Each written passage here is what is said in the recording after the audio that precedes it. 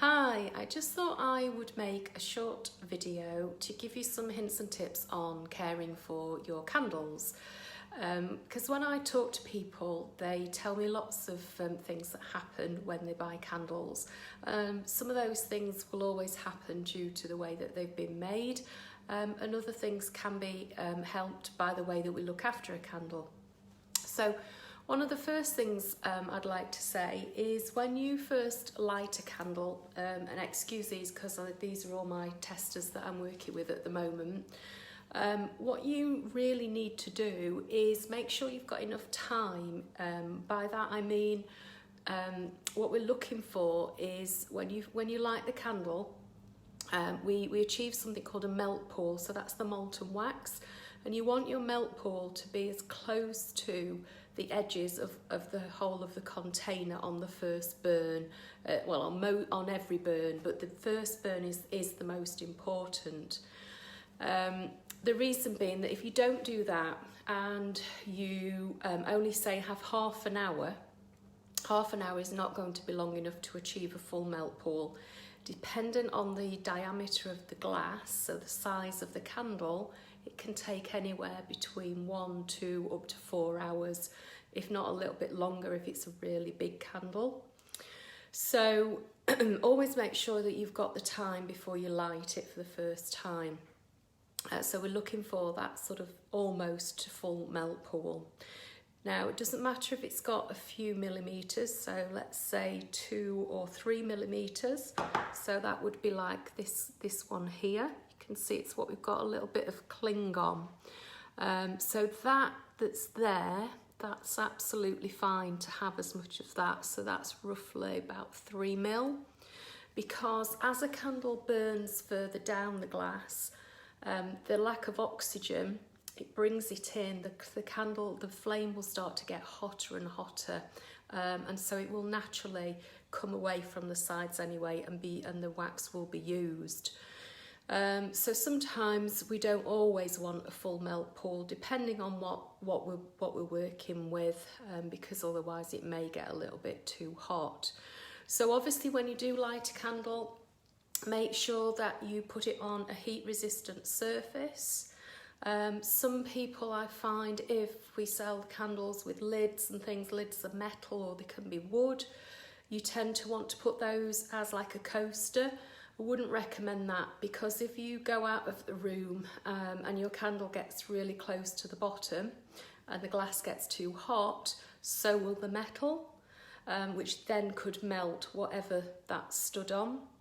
And equally with the wood, you never know, it could actually ignite. Now these things are quite rare, but they can happen. Another thing that's really important is about keeping the wicks trimmed, okay? So every candle, no matter how it's made, and we use lots of different wax, so that could be a paraffin wax, it can be natural waxes, it can be blends. I personally work with all sorts of waxes for all my different customers. And yes, every single candle has the ability to produce some smoke, of which then you will see around the inner of the glass, it could go a little bit black. Now, if you keep your wick trimmed, then things like that are going to happen less and less. So not everybody will own a wick trimmer, pair of wick trimmers, but you can do this with a normal little pair of scissors. At home, I've got lots of things, in here I've got lots of old pairs of scissors, just small ones, almost like nail size, and they're just as good, or I can supply you with a wick trimmer. The only benefit to a wick trimmer is you can see the little round bit, so what happens is we go inside, let me get another one, so you can see there's a little bit of extra on the end. That's just a build-up of the carbon. That always happens with wicks. Sometimes we get what we call a mushroom, so it's a bit bigger on the top, and we just want to get rid of that before we relight it. So with the wick trimmers, it's a bit hard for me to show you in here. Let's go that way in. We just go inside, go down, and we click it. And the great thing is with that is the little bit from the end is still there. So we can take that and we can transfer it without dropping. If you use scissors, when you trim it, you'll end up with it dropping into the wax, which if you don't mind that, then that's not a problem. So we want that to be probably about 5mm. That's an ideal length to relight. Now, sometimes, depending on different scents, create a little bit of smoke as well. Depends on the concentration of things. Then, when you burn it, even though you've trimmed it, it may just puff a little bit for the first minute or so. So the trick is to just go back in. You can either extinguish it, or I would just go in with my scissors while it's lit and just trim a little bit more off. It will stay lit, and then that's absolutely fine. And it should then settle down. Or sometimes it all depends on the wax we're using and the scents we're using. Excuse me. Sometimes the wick will self-trim itself.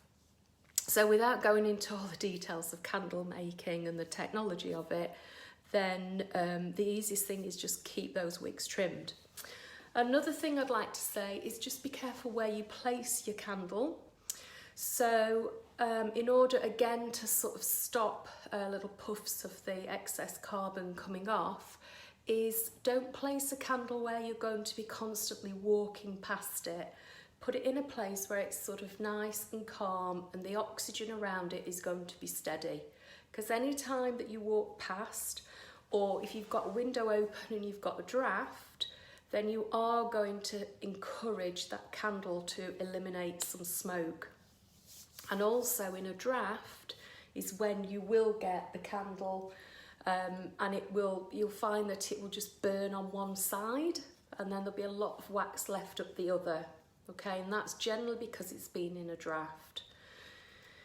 Sometimes as the candle goes a bit further down, the wick, if you've got quite a big depth of molten wax, the wick will move because they're only fine things. Again, if that has moved slightly, then that will cause wax to be on one side a bit more. So again, you can just get a wick trimmer or scissors and just go in and just move it across. Or when you blow the candle out, make sure that you've moved it back into the centre again, and then next time you burn, it will help.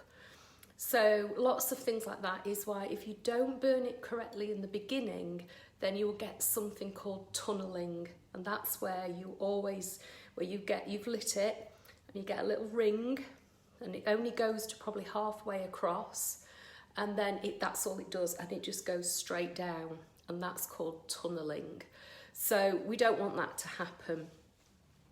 And then that's basically it. If you follow those guidelines, then you'll always get the best out of the candles every time you burn them.